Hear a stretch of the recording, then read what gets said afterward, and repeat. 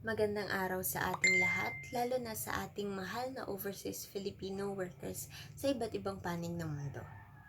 Sa video na ito, nais naming magbigay ng isang taus-pusong pagbati at pasasalamat sa lahat ng OFWs na patuloy na nagsasakripisyo para sa kanilang pamilya, komunidad at bayan. Ang pagiging OFW ay hindi madali, malayo sa tahanan, sa pamilya, at sa mga taong mahalaga sa buhay. Kadalasan kayo ay humaharap sa bagong kultura, wika, klima, at mga hamon sa trabaho.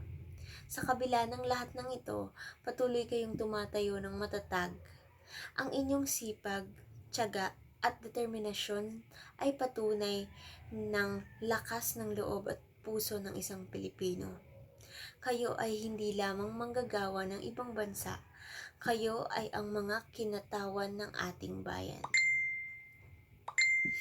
Maraming salamat sa inyong sakripisyo.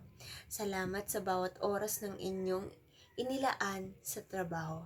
Salamat sa pagtitiis sa lungkot at pagod. Salamat sa patuloy na pag-asa at pagsusumikap kahit na malayo sa sariling tahanan. Dahil sa inyo, maraming pangarap ang natutupad. Ang edukasyon ng mga anak, ang suporta sa pamilya, at ang mas maayos na kinabukasan.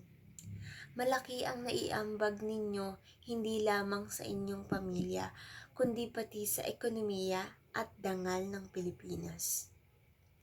Naway magsilbing paalala ang mensaheng ito na hindi kayo nag-iisa. Kahit gaano pa kayo kalayo, kayo ay patuloy na minamahal, pinapahalagahan, at ipinagmamalaki.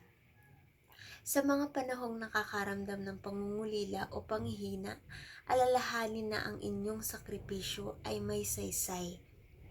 Ang inyong lakas ay inspirasyon sa marami, sa kabataan, sa kapwa Pilipino at sa mga susunod na henerasyon. Naway patuloy kayong bigyan ng lakas, kalusugan at proteksyon saan man kayo naroroon. Naway manatiling matatag ang inyong pananampalataya at pag-asa sa mas magandang bukas.